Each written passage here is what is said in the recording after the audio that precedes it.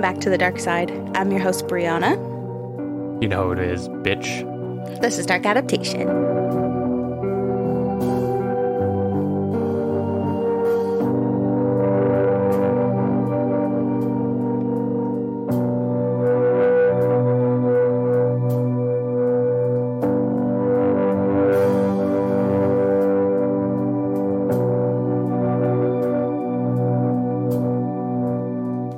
Welcome to episode 73.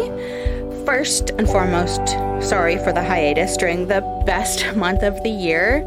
I got very sick, fell behind on things, life happens, but here we are. I don't feel well. Okay. Good thing I'm the one that has to do most of this, so you could just sit there and look pretty. If you follow us on Instagram, then this isn't news, but if you don't, we're filling you in now because I was on Instagram basically complaining about how sick I was because it sucked ass because it's October. It's the best month. It was supposed to be spooky and everything. I even had listeners give their input on what they wanted to hear about. So we have a new plan, and the new plan for October is this in-depth coverage of a brutal true crime case, which is what the people wanted to hear. It was a brutal true crime case. So it's a 3-part series, as you've probably already noticed, because we appreciate your patience and your loyal listenership. So I'm making it up to you the best I can by releasing all 3 parts at once, so you can binge them if you want to. All right. Yeah, so I'm going to do the 3-parter. You're going to listen to all of it. You're going to listen to it all at once. You're going to like it. You're going to be nice to my girlfriend. You're going to be like, that was a great episode, Brianna. Thank you for that. Even when you slaved away on your deathbed, dying of consumption in the year 2023, the year of our Lord or something. Yep. I don't know. I feel like I should put in like Sleepy Hollow music here, maybe some church bells going, some ominous music. Because of the consumption.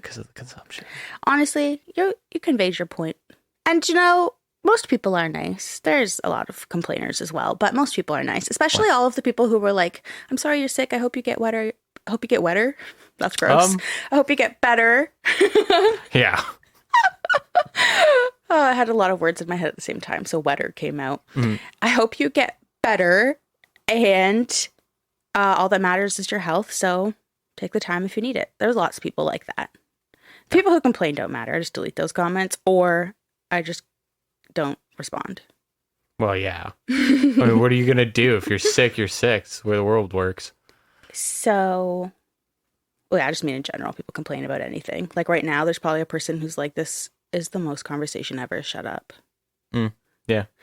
Okay, so anyway, I'm making up to you 3 parts coming at you in a row, all in your feed right now. If you look, you'll see them all. And with that out of the way, sorry I was sick. Here we go. Let's get on with the show. On October 2nd, 1996, in the small town of Waurika, Oklahoma, 16-year-old Heather Rich snuck out of her bedroom in the middle of the night to see a friend. She never returned home. And for 7 agonizing days, her parents did everything they could to find their daughter. Meanwhile, on the evening of October 9th, a Texas rancher and his granddaughter saw something floating in the Belknap Creek.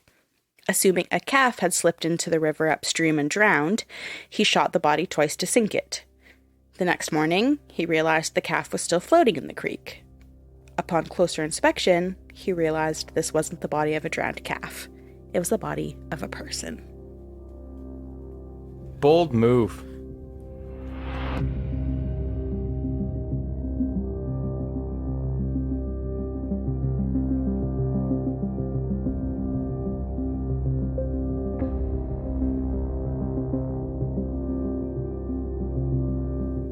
I have a lot to tell you, obviously. It's 3 parts. And as I mentioned, this is a brutal case. So before I continue, I want to give a warning because I'll be mentioning a lot of heavy topics. I'll be talking about the sexual assault of a teenage girl, some piece of shit dudes, eating disorder, self-harm, suicide, murder, rape. It's an all-around very dark and heavy story. So this is just a warning off the top that it's not going to be a story for everyone. So just thought I would put that out there. As you likely gleaned from the intro, a story begins with and revolves around Heather Rich. Heather Rose Rich was a Capricorn born on January 19th, 1980, to parents Gail and Dwayne Rich, and she was the third of 4 children, so she's the second youngest, and she's the only girl. She has all 3 brothers who were football players. Heather was raised in Waurika, Oklahoma, which is in the central section of the state in the very south, close to Texas. Pictures, as always, are on Instagram for those who like to have a visualization. Gail and Dwayne had lived in Waurika since 1974, and they moved there from nearby Lawton, Oklahoma, after one of their neighbors was raped, and they chose Waurika because it was quieter and hopefully safer. Plus, Waurika reminded Dwayne and Gail of their hometown of Elgin, Oklahoma, and because Waurika was a tiny place, they believed kids couldn't get into any substantial trouble since there wasn't much to do. But that's not the case, because kids will always find something to do, especially in small towns. Waurika had no movie theater, no park, no rec center. The nearest fast food joint at the time was a Sonic, which was 17 miles away. So local teens would often spend their nights driving around, drinking alcohol, building bonfires, and smoking cigarettes, pot, and a small town favorite, meth. Oh. And this is a small town. There's less than 2,000 people, so very, very small. Heather was among these restless teens, and she hated being bored.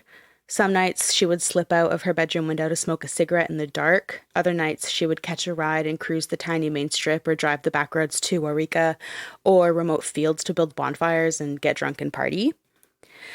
Heather always had lots of friends. She was super bubbly, she was kind to everyone, and everyone loved her. As she entered her teenage years, she realized that she was very charming and she's very beautiful. And she became a staunch believer of if you've got it, flaunt it. And she loved getting attention from boys. She spent hours in her bedroom, which was a, quote, pink and white sanctuary with porcelain dolls and a dressing table arrayed with makeup, unquote. Very, very girly room. Plus she was the only daughter, so she probably was like spoiled with all kinds of like girly pink things. She sat at her dressing table in front of the mirror meticulously, tweezing her eyebrows and obsessing over her hair and makeup. The summer going into 8th grade, her obsession with her appearance took a turn when she began purging to control her weight because, quote, boys liked her figure and she was determined to stay a size 2. That's fucked up. It is fucked up. It's sad. A lot of girls go through that. I said that she began purging because obviously we don't know if she was like bulimic or anything. And bulimia there's a lot that goes with being bulimic, but she definitely was throwing up to, keep her figure. And she's going to the 8th grade. So she's like 13, 14. Mm-hmm. And a lot of girls at that age go through that.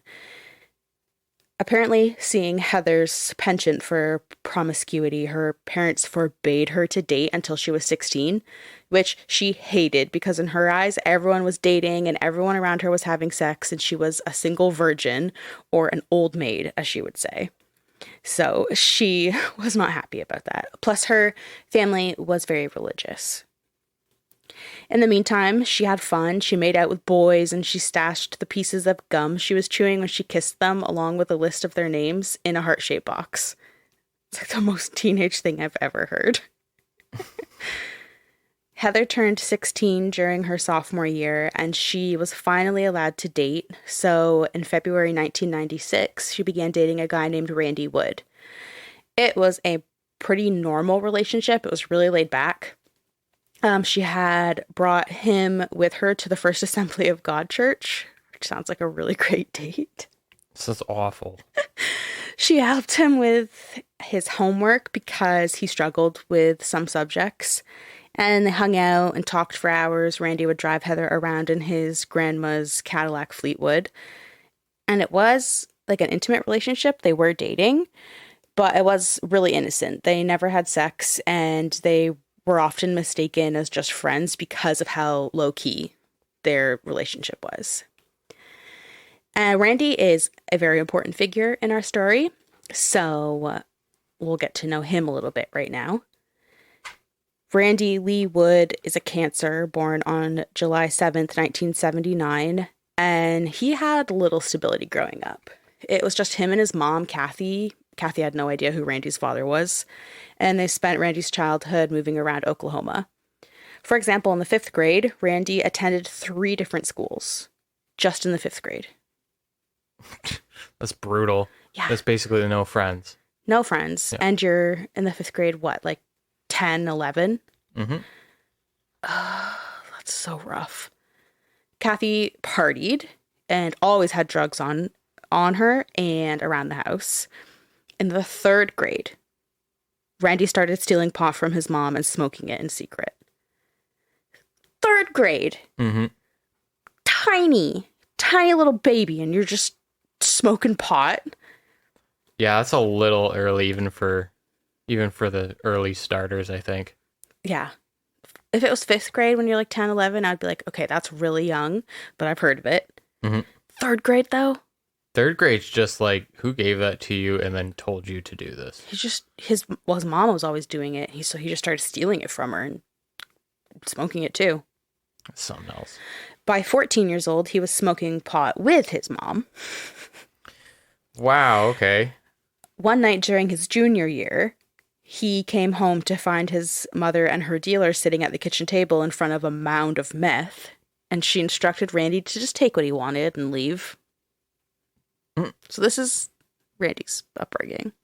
It's fine. It's okay. By 1996... It's not the meth. Not the meth of life, but, it was an okay life. By 1996, you got that out of your system. Mm-hmm. He and his mother lived in Waurika, and they were one of the poorest families in town. They lived in a small house with broken windows covered up with old quilts and cardboard. And even though he had a hard time giving up drugs and alcohol, he had done them nearly all of his life, he was determined to be and do better. So he was very put together. He would wear Oxford shirts and khakis to school, and he went to Waurika High School, where he was a respected captain of the football team. The Waurika Eagles, he was a running back. He was described as funny and easygoing. He had no criminal history or trouble with the law. Locals liked him. He was soft-spoken and well-mannered. He was regarded as just a big, dumb kid who was, quote, a little slow but adored by the town. I wonder why he's a little slow. The description also makes sense as to why Heather had to help him with his homework. Yeah. So this is the guy that Heather's dating, who often gets mistaken as just her friend, which Randy resented. He hated that people joked that they were just friends and that she wouldn't have sex with him, and he hated how flirtatious she was with other guys. But remember, she believes, if you've got it, flaunt it. And she's also 16. She sounds like a pretty normal 16-year-old. I don't know. On the outside, she was a Waurika High School cheerleader who was voted sophomore class favorite. She was nominated for Homecoming Queen, and she was an honor student. But inside, she was very troubled, and that was starting to show. So at home, Heather became moody, withdrawn, and she even began self-harming by using a razor blade to cut her legs. In 1993, Dwayne, which, if you'll remember, is her dad, was almost killed in a workplace accident. So he was an electrician for a utility company, and a transformer he was working on blew up, and 65% of his body was horribly burned. Oh. And he needed skin grafts and physical therapy to learn to walk again. It was a terrible injury. Brutal. That's a brutal accident. Skin grafts are fucking painful, too. I know. And it's 65% of his body. Yep. So he required constant care. And to support the family and make up for the lost income, Gail, who's Heather's mom, purchased the local Subway franchise where she put in long hours. And Heather also worked at the Subway And in her mother's absence, Heather had to take care of her father, who needed to be fed. His wounds had to be cared for and dressed and stuff. And she was responsible for household chores as well. So in lieu of her mom not being there, she was the one responsible for the cooking and cleaning. And that is a lot of pressure for a teenage girl. She was 13 when this responsibility was placed on her. And I think by the time she was 16, and outwardly displaying all of these stresses she was going through, like by doing self-harm and these behavioral changes and hanging out with questionable people, I think she was just exhausted and overwhelmed and probably feeling pretty alone. Yeah. Her mom was busy working. Her dad was the one who needed the care, and I think that she just felt isolated, especially because she and her mom were very close. She was the only daughter. And as their lives were just totally flipped upside down, they were a bit more distant because of the changes, and Heather likely longed for that previous stability and consistency. And especially going between the ages of 13 and 16, those are hard years for most people. And then add on top of it being in a tiny town and being a teenage girl, like, ugh. Mm-hmm. Gail later said, quote, "Our lives were in chaos. I didn't give Heather the time she needed. I should have checked up on her friends instead of taking her word. She'd say, 'But Mama, there's good in everybody,' and look at me with those big blue eyes." Unquote. That's like just so sad. Because in the moment, it's easy to put things off and brush feelings and people to the side. And it's even easier to look back on those moments and have regrets, like Gail is doing. Like we've all done that. Mm-hmm. But then telling stories like Heather's can be difficult and controversial, but you can learn a lot. Like this quote from Gail gives each of us that little reminder to take a second to check in on your loved ones, to see how they're doing, especially if you know someone who's going through a lot of changes or a hard time. Just take that moment to send them love. Yeah.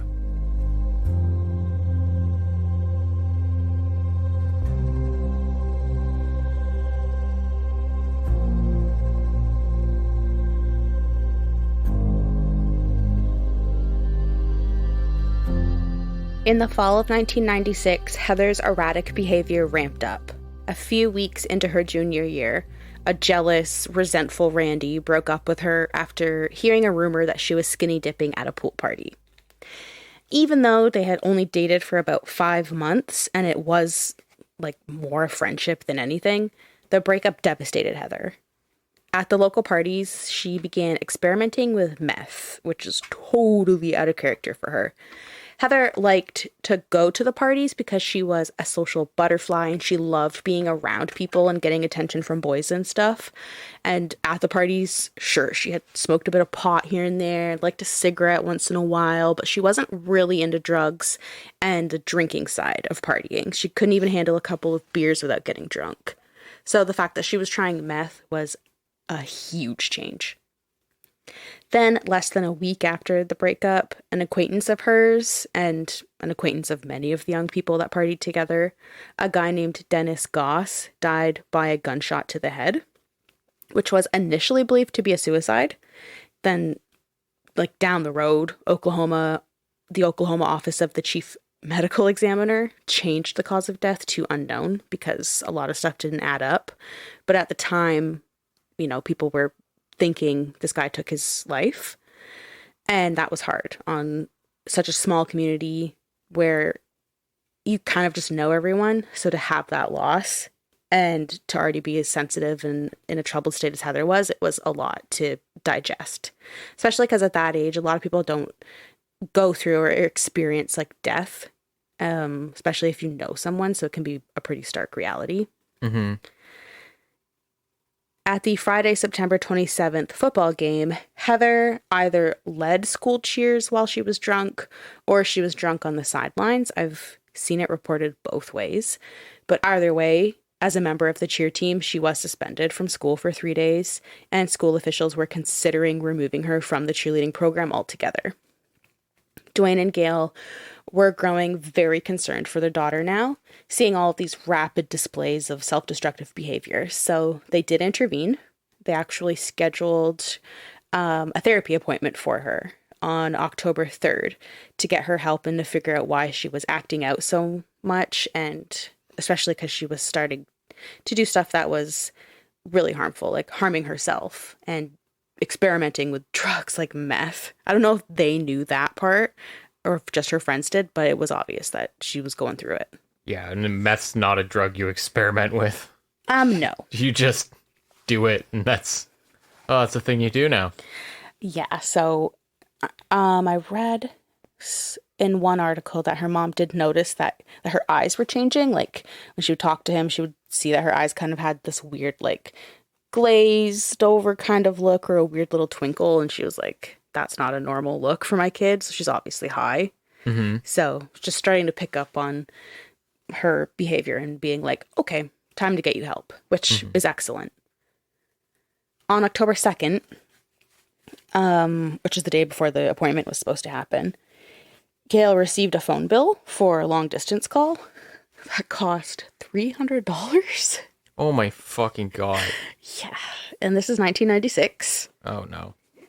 Do you want to try and guess? Today, October 2023, what do you think Fucking inflation. $300 was? Even if there was no inflation, $300 is so much money. Yeah, that's fucking absurd. I'm gonna go with $545. Not bad. $588. Fuck. So Gail gets a phone bill and there's a charge, long distance calls, $588 worth in today's money. So Heather, it turns out that Heather had been calling the friends that she had made at church camp and racked up that phone bill. Because when you go to church camp, they're probably from all over the state, I assume. Yeah. And so... That's just one of those situations that just wouldn't happen nowadays. No. Because it'd just be messaging on social media. Exactly. Or like WhatsApp or something. I know, right? It's 1996 and all you did was talk on the landline. And the kids today are like, the fuck's a landline? So it's a weird sound I'm hearing. It's just dial up. Yeah, if there's any really young kids listening, number one, why? Go to bed. Can I engage the listeners for a minute? Of course. Hey, if I want to hear from you. Do you love or do you hate the sound of dial-up? Let me know. Anyways. Can I answer? We'll see if other people agree. Yeah. Now, when I hear it, I wouldn't say I love it, but I'm like, oh yeah, I'll listen to that because it's like nostalgic. Mm-hmm. At the time when you heard it, it was probably something that just would grate on your nerve. Yeah, I was thinking the same thing. It was super grating when it was going through, and you're just like, oh god. Especially when like a lot of the times you would hear that, and it's because you just wanted to make a phone call and someone's on the computer, and then it's just an awkward standoff of who's got the more important task. Someone working on the computer or someone who needs to connect with someone. Yeah. And you're just like, oh fuck. Yeah, but let's see what other people I don't give think. a fuck about your fucking mini clips arcade. I need the fucking phone. Mini clips? Oh my god, wait, but I have to save the sheriff. Do you remember that one with the pig? I remember that one. Sheriff? I remember there was Bubble Pop, and there was one I played all the time, and I forget what it was called. But you're a guy and you had to like blow up a bunch of these tanks as you ran. It was like a platformer.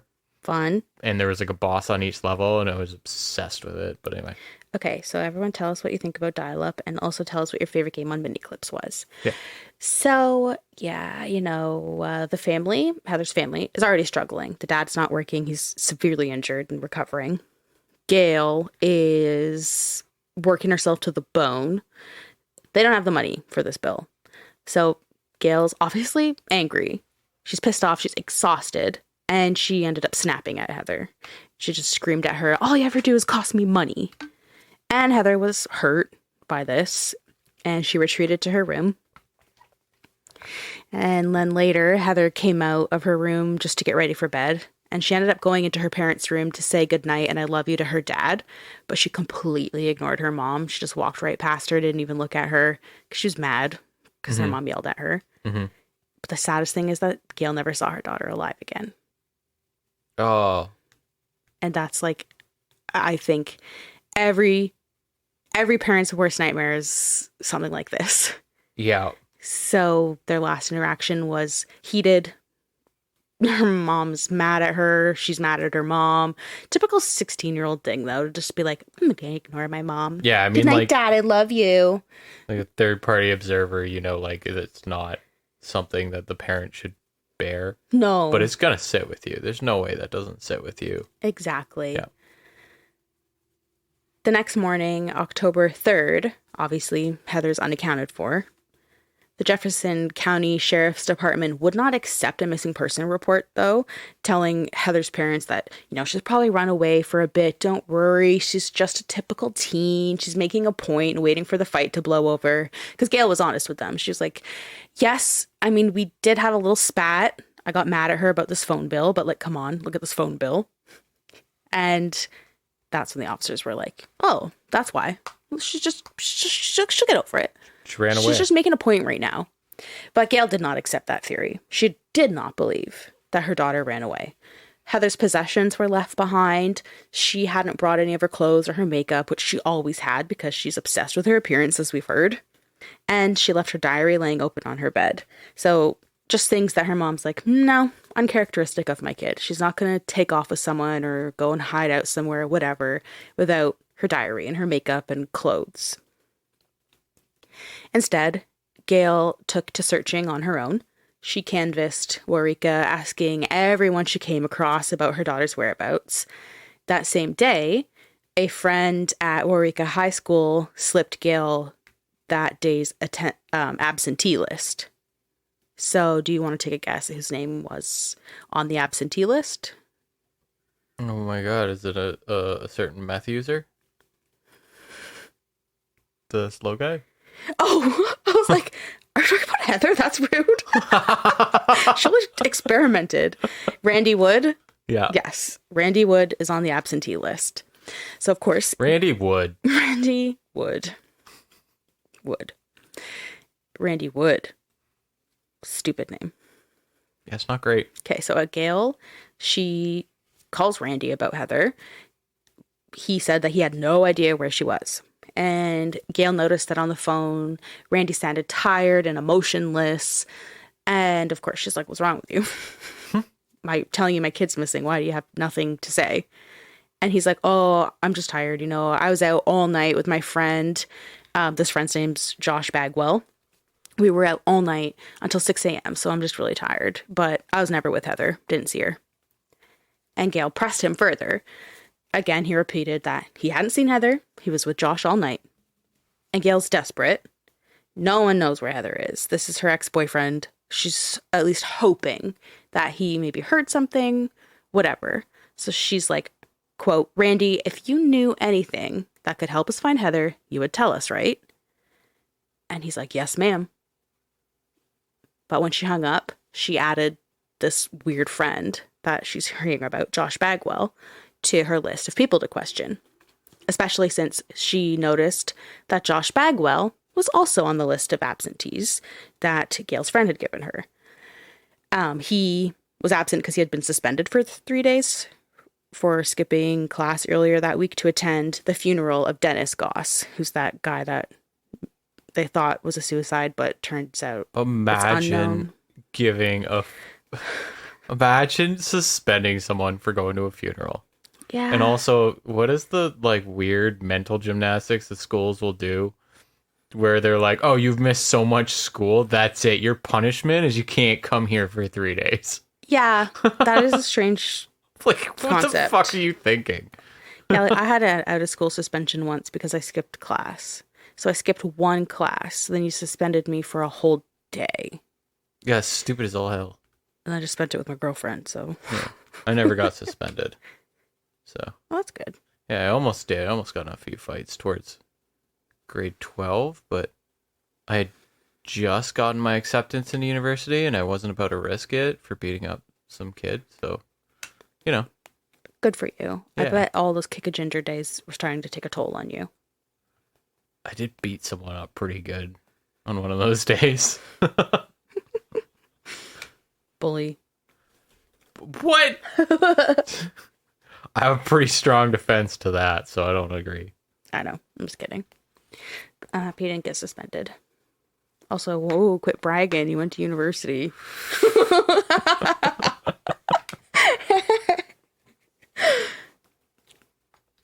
So we have a new player in the mix, Josh Bagwell. Joshua Luke Bagwell is a Capricorn. He's born on December 21st, 1978 in Wichita County, Texas, to Sharice Anderson and Rodney Joseph Schneider. His parents were divorced, and he appeared to be closer with his mother than his father. Sharice was an attorney in Lawton, an hour's drive from Waurika, but Josh lived in Waurika with his wealthy grandparents who pampered him. For example, he was on his 6th brand new car. How old was he? Still in high school? You got 6 cars? So he's on his 6th brand new car. The others were either old news or they were wrecked. But yeah, he was a senior at Waurika High. He wasn't even 18 yet. And he's had 6 brand new cars. Jesus Christ. Not surprising, Josh was described as a snob. His grandparents didn't discipline him in the slightest, so he was completely resistant to any outside discipline. This kid wore a cardigan, didn't he? Oh, probably. One time he was pulled over for driving under the influence, but Josh demanded his lawyer and resisted arrest because he's privileged and above the law and doesn't respond to authority. Randy, who, as we know, pretty much comes from nothing, just lives with Kathy, who does meth. Sorry. And Heather, who's incredibly impressionable and troubled. Getting strong Dylan Millard vibes. From the whole situation with the one rich friend and then the skis of the other friends. Oh, God, yeah, I didn't even think about that. Yeah. I'm on my 5th airplane and I'm not even fucking... I'm not even 20 yet. Ew. What's up? Barf. Yeah, just being described as a snob. So, yes, Randy, who comes from nothing, and Heather, who's incredibly impressionable and troubled, were impressed by Josh and the nice things that he had. So they were friends with him to, benefit from his wealth and run in the crazier circle. It's more exciting. You're in this small, boring-ass town, so a friend like Josh would probably be exciting. Heather had even flirted with him until he agreed to let her ride in his white Dodge Stealth for the Waurika homecoming parade. I was like, I don't know anything about cars. I'm going to Google what a Dodge Stealth is. And then I laughed because it looks like a Pontiac Sunfire. Like, yeah, put me in your Stealth. Huh. But, not from a small town that has less than 2,000 people. So maybe this was something that meant a lot. Yeah, especially back then. Yeah. I don't know. So Gail goes to this guy's house, Josh Bagwell, or I suppose his grandparents' house because he's living with them. And she's asking if he knows anything about Heather's disappearance or her whereabouts because she's just curious, she noticed that Randy also wasn't at school and Randy's Heather's ex and just wants to know, you heard anything? It's a tiny ass town. But of course, he just shrugged and he said that he hadn't even seen Heather for a week. So useless at that point. Mm-hmm. In the following days, Gail and Dwayne were no closer to finding Heather, but they hired a private investigator and they even had bloodhounds search the woods around Waurika. So they were really looking for her. As they continued searching for their daughter, they received many tips about Heather and her potential whereabouts. And to Gail's surprise, a lot of them revolved around Waurika's drug culture, which was prevalent. But Gail had no idea about the meth. She said, quote, "We discovered that there were several meth labs in town and houses where people dealt drugs on nearly every block. Dwayne and I had raised 4 kids in Waurika, and we had no idea what was going on. Our kids, everyone's kids, knew about it. After the sun went down, our town was full of dope." Unquote. So this was definitely interesting, surely eye-opening for Gail and Dwayne, but none of these tips brought them any closer to Heather. In fact, it probably just worried them more. Because they're probably like, cool. Like, we thought this town was going to be safer for our kids, which is why we've raised them here. We're looking for our missing daughter. No one's helpful. And now there's this new player in the game, which is just meth. And people on meth. Just unknown dark undercurrent of hard drugs running through your town. Exactly. So she's probably like, well, fuck. The evening of October 9th, which is 7 days since Heather was last seen, a Texas rancher and his 7-year-old granddaughter saw something floating in Belknap Creek. Belknap Creek is a Texas-side backwater stream of the Red River of the South, which is northwest of Nocona, Texas, in Montague County. And the Red River basically is like the state lines. So one side of the river is Oklahoma and the other is Texas. Okay. That's kind of the best way to describe it. So this rancher is looking at this area near Belknap Creek. He doesn't have his glasses on, and he assumes that they had come across a drowned calf from upstream, so he shot the body twice with his .22 caliber rifle to sink it. The next morning, he realized the body was still floating in the creek, so when he went to inspect it, he realized it was the body of a person. It was the body of a young woman. It was Heather. And I bet he felt really dumb. You should feel real dumb for that. I didn't wear his glasses, discharged his firearm at something he couldn't clearly see, and ended up actually being a person. Yes. Like, yeehaw, you dumb fuck. When I was first researching this and I read that, my jaw actually dropped and I was just staring at my screen going like, oh my god. It's like Hunter S. Thompson's dumb fucking rancher brother. Yeah, no kidding. Jesus Christ, like, can't float here, this is bat country. Like, come on, dude. Just shooting at something in the water. But, and also, like, is that normal? Like, if you thought you saw, obviously you think it's a drowned calf, which is still really sad. Is that normal to just shoot it hoping it sinks? Like, is that even how it works? Obvious, like, I don't know. I would, if considering the body's still floating the next day, I guess not. Like, it's ridiculous. I know that like when something dies, like in the ocean or something, the like bacteria ferments and stuff within it, and then it can actually burst. Mm-hmm. And then when it does, like whales, for example, they actually blow up like a balloon, and then something will try and eat it. It pops, yeah, which is disgusting. But then that's how they sink. But I don't know if that's how that works with calves, but apparently it doesn't fucking work with humans. I mean, the ocean makes sense because it's so deep, so it's obviously going to sink. But this is like a creek. Like, do you think it's just going to float away? Sink? I don't know. I don't but yeah, regardless, when I was reading it, I was like, are you goddamn kidding? That is fucking crazy. And he has a 7-year-old granddaughter with him. So he's just not wearing his glasses, toting a rifle, shooting that shit in the creek. Yeah. Like, watch this. The kid's probably like Yeah, one, that kid. I hope that kid just wasn't paying attention, didn't notice. But, like, two, like, wear your goddamn glasses if you're gonna fire your gun. Yeah. I don't know why anyone thinks that needs to be said, but hey, there it is. I guess, yeah. There's your little tip for the day. Backwater stream in Texas. I don't know. Yeah, like God help someone fucking going skinny dipping. You know?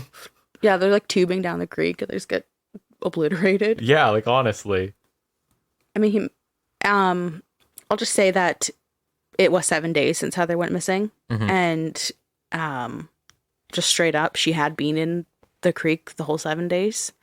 Her face was unrecognizable because of being in the water and because of the gunshot wound to the back of her head. So maybe he didn't. Oh, well, that's why it didn't. Okay, now I understand. Like maybe he didn't recognize it was a person. Even I know he didn't have his glasses and he didn't recognize it was a person, but I mean maybe because she's unrecognizable, she's been in the water, it was extra hard to recognize. Yeah, I can see that, but you know. I know. Like, and also, like, I don't know. I actually kind of question it more because if that was really, I'm assuming that's really his round that he shot, and you wanted to sink a floating calf, you're not aiming for the head. It's not the head making the whole thing float. It's the torso. That is true. And this gunshot in the back of her head wasn't from him. So her face is unrecognizable because she had a gunshot wound to the back of her head. Oh, gotcha. Okay. She was identified within a few hours of her finding the body because, yes, this rancher was obviously like, uh-oh, it's a person. Got a call. Whoops. She was identified within a few hours by her gold signet ring with a heart-shaped diamond, which this ring was a gift for her 16th birthday from her parents. And then they officially identified her a few days later through her dental records. In total, Heather had been shot 9 times. Once to the back of the head and 8 times in the back with a shotgun. So they knew that it wasn't the gun-happy rancher with his rifle. I'm starting to see your point as to why he didn't recognize that maybe it was a person. Yes. Okay. Heather's body was so disfigured that her family was not even allowed to see the body. And the photos of the autopsy were just absolutely gruesome.